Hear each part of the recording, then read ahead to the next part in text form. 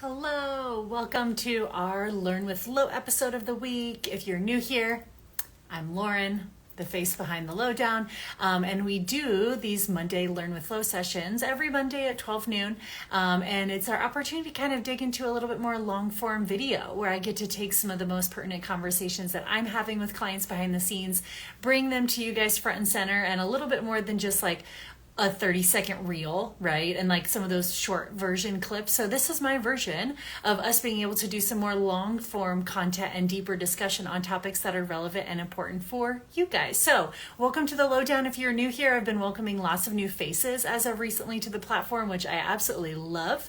And so welcome to the side of functional medicine where we are making some seismic shifts to what the world of healthcare looks like and getting you some root cause answers that you've been searching for.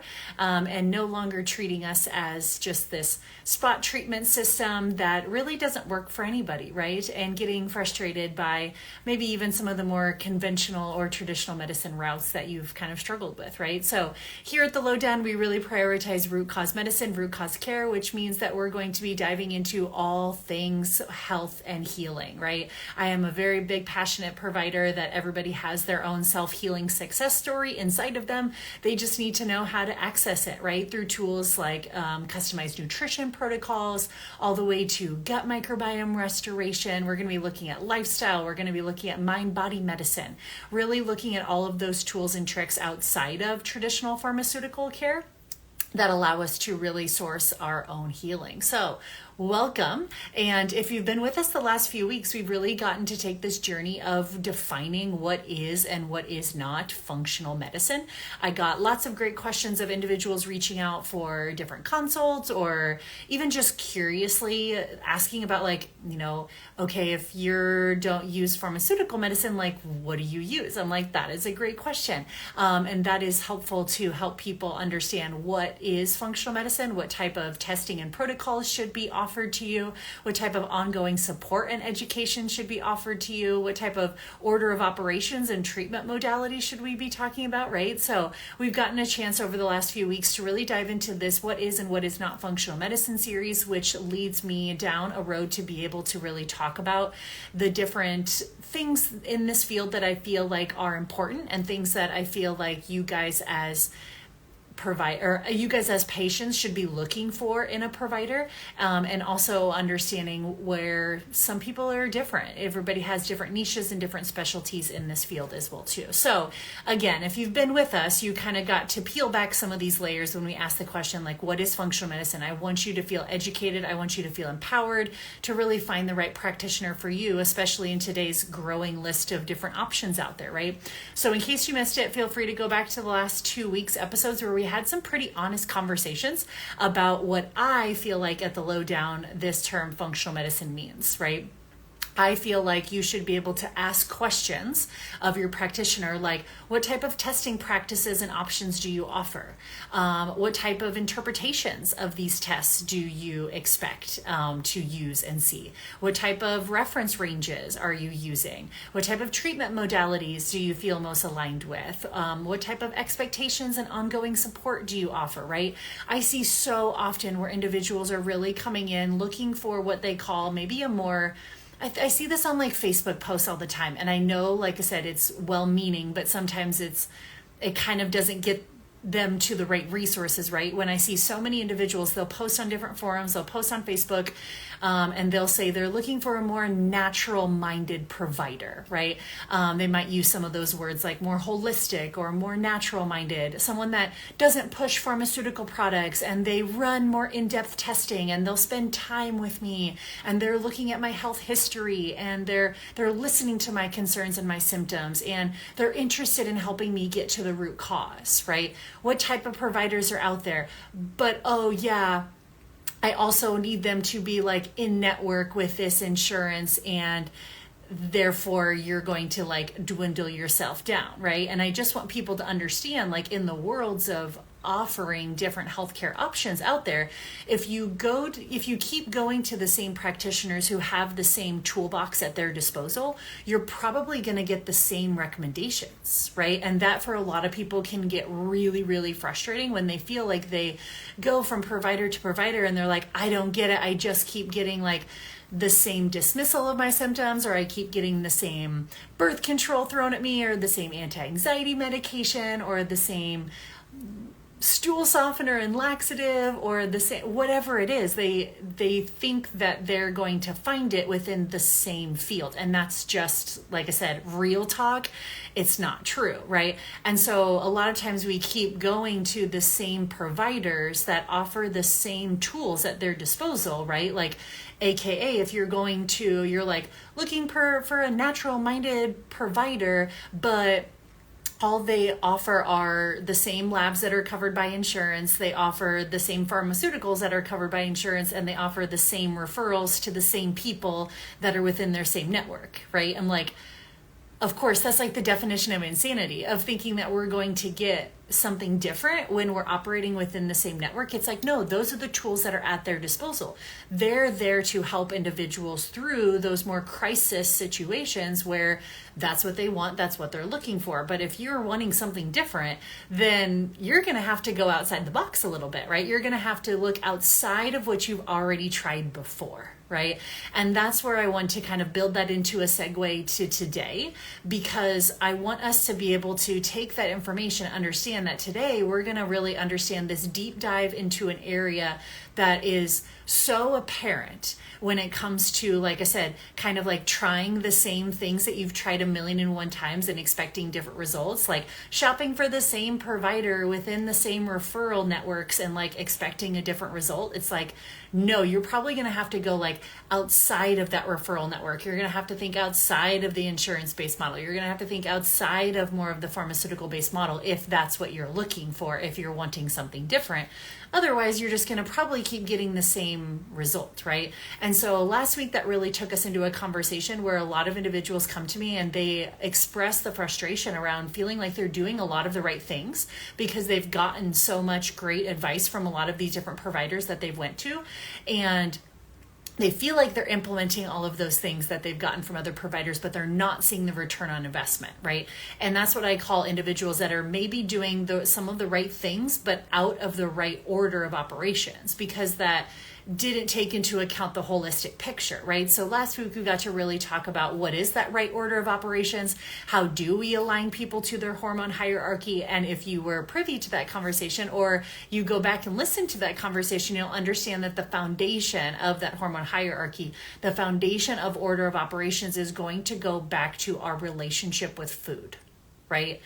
That's something that we really, as humans, are always going to at some point in time have to face, is what is that relationship with food? What is our relationship with nourishment? What is our relationship to self-care? What is our relationship to self-love? What's our relationship to self-worth? Right? Feeling worthy of fueling ourselves properly, right? And it can get a little bit funky and clunky if we don't have a really great relationship with food trying to navigate this healthcare space, right? That's why I say, like, that is at the foundation. That is something that is very passionate for me to help individuals work through. And I've seen this kind of also get taken over and either just like honestly just skipped over by conventional medicine, or conventional medicine trying to kind of work their magic with relationship with food. And oftentimes I've seen it make people worse, right? I think I'll be able to give you plenty of examples today where that might come out and become apparent. And maybe you've even felt this too, navigating your own health journey. So today, like I said, just really want to dive into this term that we call disordered eating. And how do we define disordered eating? How do we really talk about someone's relationship with food at the foundational level of everything else that we want to build on, right? So I will say that diet culture and even just like food beliefs things that we're taught as children, it often runs in families. A lot of attitudes and behaviors around food and body image are something that's passed down through generations, right? So discussing things like mental barriers around foods, fear and anxiety around food choices, and sometimes it's somewhat taboo in conversation. I'm not going to lie, but let's throw some statistics out there and talk about the fact that over 65% of American women between the ages of 20 and 45 have disordered eating habits. 65%, right? And this, I do think, requires a little bit of a distinction between like an eating disorder, a diagnosed eating disorder, versus disordered eating habits. They can kind of get mucky a little bit, but I think a lot of times we throw them into the same category. They are very wildly different to have someone with disordered eating habits versus a diagnosable eating disorder that's considered a mental health illness, right? So these are not one and the same, but I think it's important for us to realize, because a lot of times we might display behaviors that we wouldn't put into the category of disordered eating at all, or under that label, because it sounds like a whole separate entity. But even though we kind of use them a little bit interchangeably, they are different. So when we talk about 65% of women aged 20 to 45 with disordered eating habits, what does that look like, right? Symptoms of disordered eating, or people that are displaying disordered eating, or people that are displaying what I identify as a poor relationship with food, a poor foundation to their hormone hierarchy, right? Some of these things or behaviors that fall under disordered eating might surprise you. Number one is fasting. How trendy is that, right? Everybody's fasting. That can be a sign of disordered eating. Feeling a loss of control around food, or binge eating. Skipping meals, aka fasting. Avoiding a whole certain type of food, or avoiding whole food groups out of fear or anxiety about that food. Laxative use, diuretic use, or inappropriate enema use. Chronic weight fluctuations, as well as frequent dieting, rigid rituals or routines associated with food or eating, feelings of guilt or shame associated with eating, preoccupation of food, or preoccupation with food, or preoccupation with weight or body image that negatively impacts life. Someone that's using exercise or food restriction or fasting or purging to like make up for foods that they've consumed, right? So I kind of just read that off, and a lot of people are like, oh yeah, that kind of sounds gnarly, right? Like that sounds kind of like a busy relationship with food in their head. But how many people are out there thinking that they're doing all the right things, but actually a lot of the things that they consider right things are actually labeled as a disordered eating tendency? Well, that's probably not going to bode well for the whole hormone hierarchy that we're trying to put in place, and everything that we're trying to do in the right order of operations, right? So I say this because I hear and can pick up on this language from a lot of individuals who may not think that they have kind of like a sticky relationship with food, but they actually do, right? It's like when they're intentionally skipping meals because they're just not hungry, right? I'm like, that's a little yellow flag. Or individuals that are specifically avoiding a whole family or classification of food, like I do not eat carbs, or I don't eat sugar, right? Or if they did eat a carb or ate sugar, or they ate outside the home, or they ate fried foods, they turn around and feel like they have to work it off in the gym. Like that is all disordered eating and disordered relationship with food, disordered relationship with body image, right? But yet how many of those things are just normalized in our society as like common table conversation between women ages 20 to 45? So out of that whole list, it's like, tell me that you don't know someone, or maybe you can be honest and say like, that's me, that displays one or more of those behaviors, because I'll wait, right? I truly think that most people can say like, oh yeah, that is something that I've never really equated as disordered eating.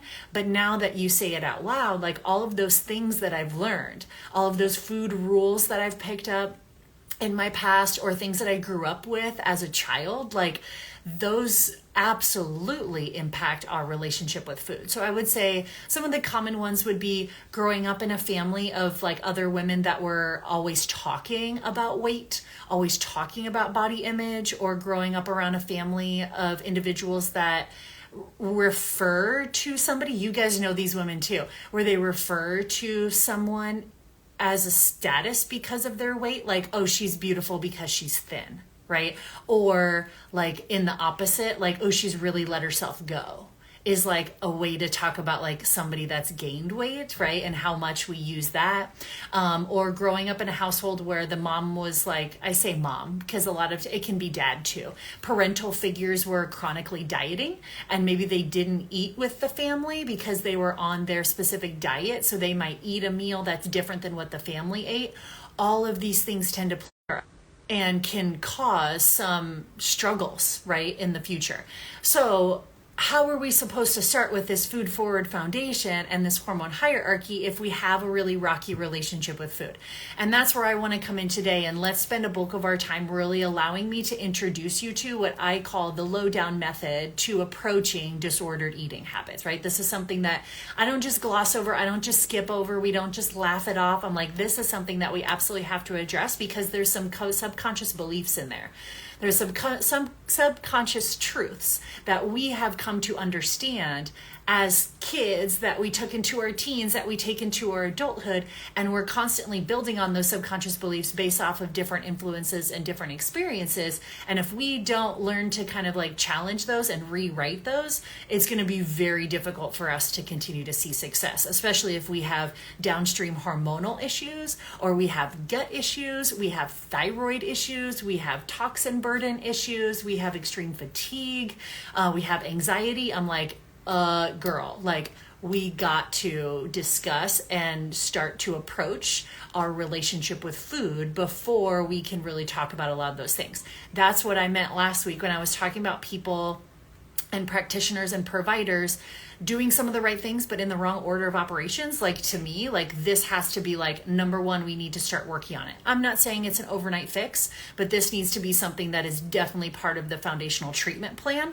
We can't just skip it and try to skip straight to hormones and straight to gut stuff. I'm like, that's going to come back to bite you. Chances are you're going to waste a lot of time and a lot of money, like if you don't allow yourself to really, really dig into this piece first. So I've worked with countless individuals that have had a past of disordered eating, and even like current disordered eating habits, as well as individuals that have had a diagnosable eating disorder in the past and have recovered from that eating disorder, right? So some that have sought professional help with that, honestly, some that have not sought any professional help with that. And notoriously though, those that did seek professional help, I wouldn't say there's 100% success rate there, right? Some people actually feel like it made them more anxious around food, or it made some of their food tendencies and food habits worse, or it kind of catapulted them from a series of like restriction to like binge patterns. It can be across the board, right? And that's because we have to understand that this is not just the physical body, but it's also not just the mental body either, right? It has to be both a body up and a brain down approach. And that's where at the lowdown, I have a very different method for how I like to discuss and approach disordered eating habits, and that's what we'll talk about a lot today in our conversation. So, conventional medicine solutions, they may offer a lot of, like I said, different talk therapy. They also are known to offer more pharmaceutical drug cocktails of things like antidepressants, antipsychotic medications, and even a lot of other agents that are designed to modify the brain's hunger center. So even with a lot of these new weight loss medications coming out to market, we're utilizing those very frequently in people that have like binge eating disorders and all of that stuff to kind of help with that. But also, how do you explain then when people eat right through the medication, right? I'm like, binge eating problems aren't because someone is too hungry. It can be partly a physical hunger cue response, but it's also mental. So we can shut off someone's hunger but it doesn't mean that they're not going to still eat. Like, this is this is a subconscious pattern that we've created from a feeling of needing safety and security and soothing, right? So we're not going to do it with just like a pharmaceutical medication. Like, good try, that's cute, that's a cute start, but like, we need to think deeper, we need to think bigger, right? So when I think about like my approach, or more of a functional medicine approach to disordered eating, we want to seek to uncover the root causes of what's causing this, right? So that's why I say it is going to be a body up. We're definitely going to approach the physical body, right? That's what we'll talk about first. But we also need to approach this from the mental body down as well too. Both of those systems need to be communicating with each other. They need to be in agreement with the same thoughts. Those thoughts need to be fueling the same feelings. Those feelings need to be fueling the same behaviors for us to really be able to kind of peel back the layers here. So let's just kind of start high level. When I notice that somebody is having some disordered eating tendencies, they know for sure they have a poor relationship with food or an anxious relationship with food, what are some of the first things that I'm going to really think about here, right? From a physical body up, we have to start to rule out some of the things that can make this journey harder. And I would say that is going to be like a full gut workup here, this GI system. So, spoiler alert, contrary to popular belief, this types of disordered eating tendencies are not all in your head, right? That is definitely number one, what I want to get through to people. It's not all in your head. It's important to first rule out some physical factors that can absolutely contribute to disordered eating tendencies, on both ends of the spectrum, either like restriction and like no appetite, not eating consistently, all the way to the other end of the spectrum of like overeating or binge eating patterns. Both of those can definitely have like physical root causes to them. So let's think about like some GI dysfunction first, that things that we kind of want to rule out. I absolutely want to do a full gut workup and rule out any GI dysfunction that could be contributing to things like low stomach acid.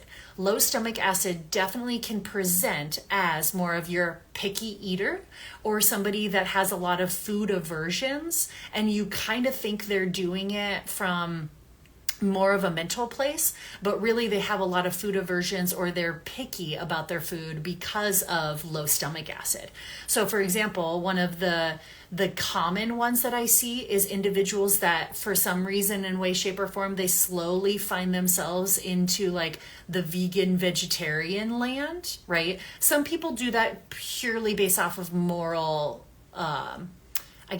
tendencies or moral leniencies, but a lot of people find themselves, especially that age bracket, right, the 20 to 45-year-old female, a lot of times they find themselves slowly stopping eating protein or animal-based sources of food because they have low stomach acid. And notoriously, if you have low stomach acid, eating animal-based proteins doesn't feel good because your body can't break them down very well. So of course, someone would like naturally start eating less of those things, and then one day they call themselves vegan and vegetarian and they don't really know how they got there, right? It's like, I think maybe there was some gut dysfunction that went undiagnosed for you. And so instead of turning yourself full vegan and vegetarian and now dealing with these huge nutrient deficiencies, we probably need to get at the physical source of why do you have low stomach acid? We need to be able to reintroduce these proteins back into the system in order to get a much more well-rounded approach, right? So we definitely want to rule out things like low stomach acid, poor bile production, or gallbladder issues. I've seen this a lot cause people, not that they had to have like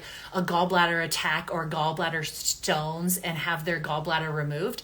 I have so many people that have gallbladder issues and they still have a fully functioning gallbladder. It's just not 100% up to speed.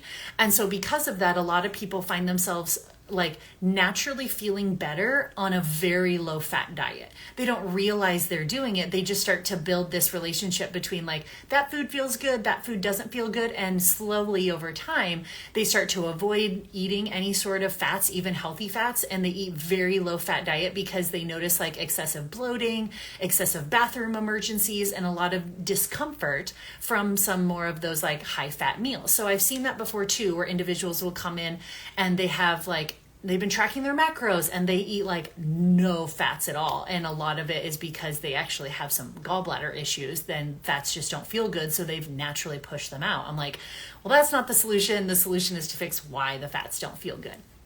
Someone else might have slow gastric emptying or constipation patterns. Someone that has like slow motility or constipation, you might find that they just don't want to eat very frequently, right? They're more of like a snacker or a grazer, and they don't really like eat meals because they feel like full very quickly. That can also be signs of infections like H. pylori, right? So a lot of times, like I said, I really want to rule out like some gut dysfunction, because sometimes that can also mask.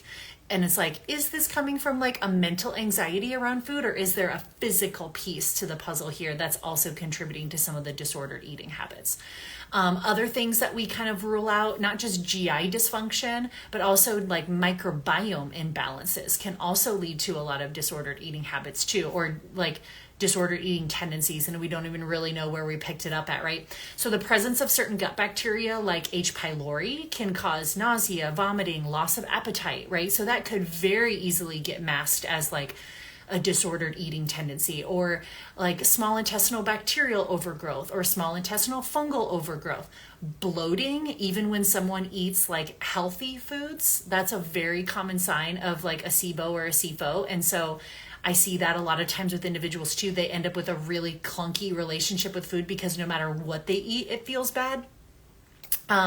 Or candida overgrowths or parasitic overgrowths. I would say that those can cause intense cravings, intense sugar cravings. Someone that feels like I don't know, I've heard individuals where we talk about it and they're like, I feel like I don't eat the same as other people. I feel like I travel and I'm with other people and I'm like, I'm hungry more frequently, or I have to eat a lot more frequently than other people in my group. Like, is that normal? Like, I feel like I can't keep my blood sugar stable.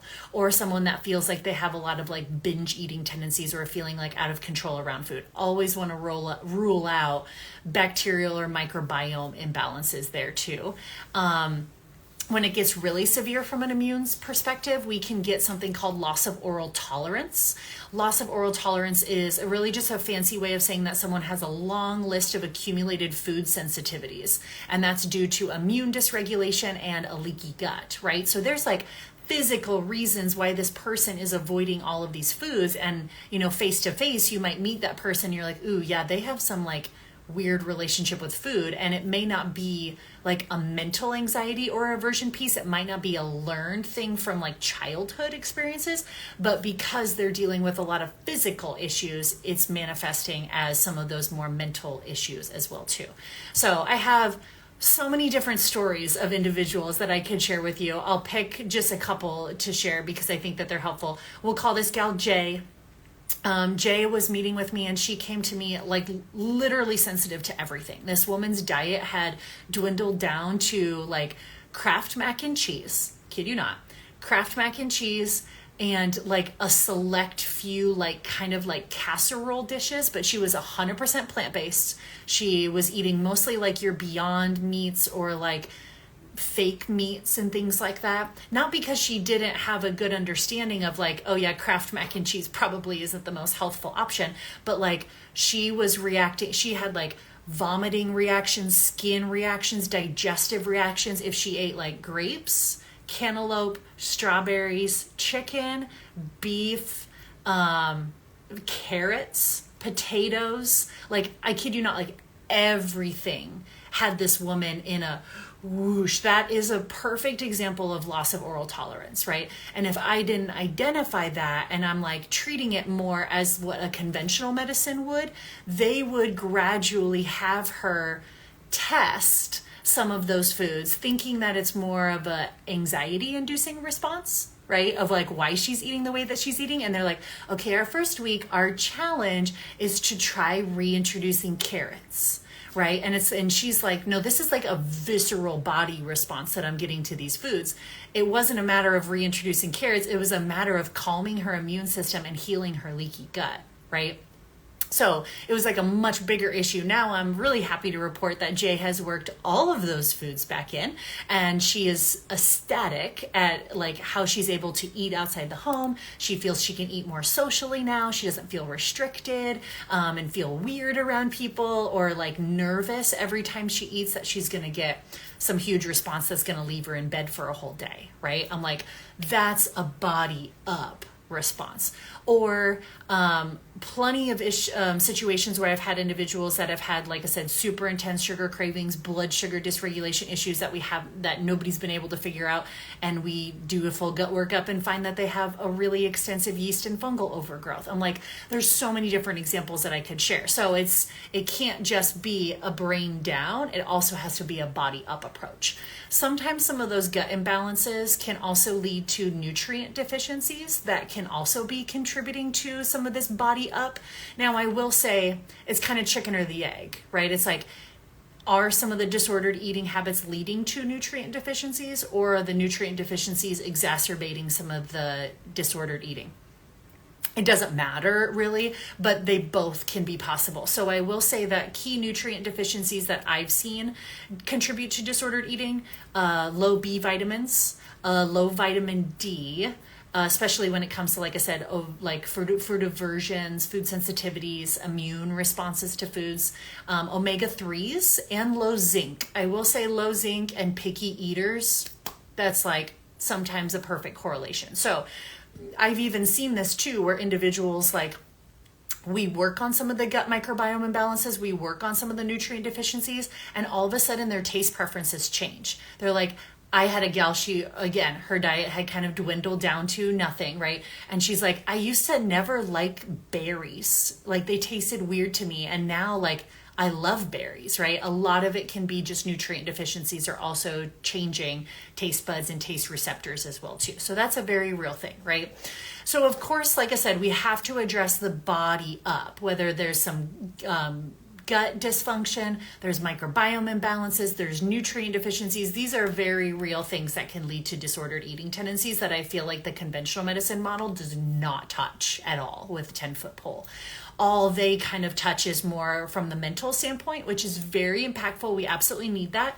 But sometimes, like, if that's not the real root cause of the issue, it can leave people feeling, like I said, worse than they did initially, or just not any better. So once we address, like I said, a lot of the body up piece, the other factor we definitely need to talk about is more of the brain down. And a lot of it comes from stress, right?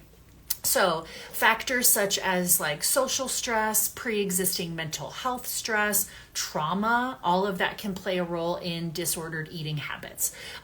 So this is kind of goes back to what we were discussing before, right? Where we talked about children growing up where they were observing a parent that was chronically dieting or that were idolizing certain body types can make them more susceptible. Participating in weight-based sports can be very impactful, like I would say wrestling, gymnastics, even like figure skating, or anything where you had to kind of make a certain weight class, have a certain body type, maintain a certain body type in order to be successful in that sport. I would say too, stress in general makes someone more prone to emotional eating. And we know that eating behaviors may manifest as a way of coping with stress as well too. So nervous system regulation practices are absolutely something that we have to discuss too here, because if we're using food as a means to cope with stress, we just need to like break that neural rewiring and insert something new in its place.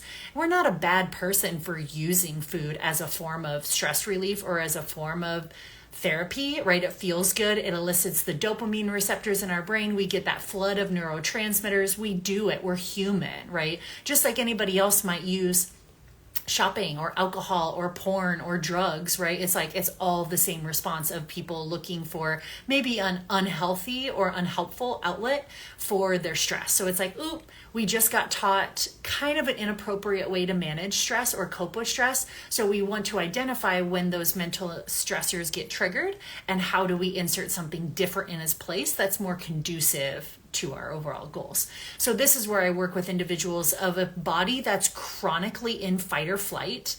There's no way we're going to be able to talk or reason that brain out of anything. It's always going to go back to its habits, right? So this is where, like I said, a lot of that subconscious repatterning needs to take place. A lot of the safety from the body up needs to be established first, but to help the body out of that chronic state of fight or flight, getting individuals connected with spiritual practices, creative practices, whether that's meditation, breath work, daily exposure to nature, sunshine, yoga, restorative movement, acupuncture, cognitive behavioral therapy, for some people, EMDR therapy, helping them identify the triggers in their life, whether it's things that trigger them now that trigger something from the past, or current stress triggers that they don't have a great balance of those, and it triggers them into using food as a coping mechanism, right? So when we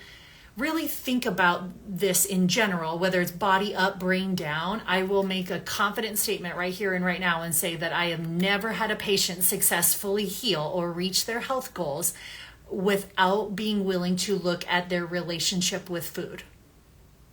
It just hasn't happened, right? And that's because it requires like both of the bodies working together. So it's such a representation of just health in general, because if somebody can work on their relationship with food, they truly know and understand how to mesh together the body and the mind, and how both of those need to work together. And I just think relationship with food is a perfect example of that. It's not the only example of it, that's for sure, but it's such a perfect example. And when people gain confidence and empowerment around their relationship with food, and it feels more calm, it feels more confident, they can take on other layers of mind-body healing very easily, right? So sometimes this is just the foundation. It's the first practice rep that we get to reestablish that mind-body connection with individuals. So if this is something, like I said, you kind of notice some of these disordered eating tendencies in yourself, you don't really know where to start, I personally would start with my Master Your Metabolism Masterclass. It is my functional nutrition course that is designed just for this. It's designed to debunk,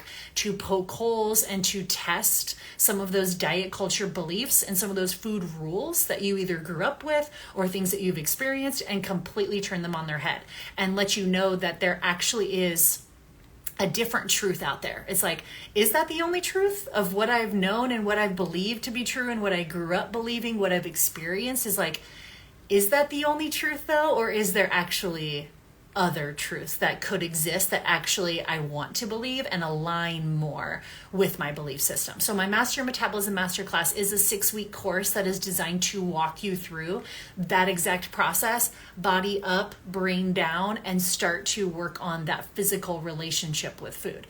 Then of course, can we always get into other layers after Master Your Metabolism? Getting into gut health? Yes, absolutely. Getting into hormone balance? For sure we can. But that Master Your Metabolism is a great place to go to start, to make sure that we're really navigating like that first example of mind-body medicine in action. So you can always go to the link in my bio on my Instagram page and find the link to register for Master Your Metabolism. Completely self-paced course. Start it at your own pace, go at your own pace, so it's there for you. You can start literally right now after this call. Go register yourself and get started on that journey today, and I'll be here to help guide you through extra steps of that process in your healing journey as we go as well too. So hope to see you guys back for next Monday for more Learn with Flo, and hopefully this got your wheels turning into even more of the fun functional medicine series we're on. So have a wonderful Monday and a wonderful week, and we will see you next week.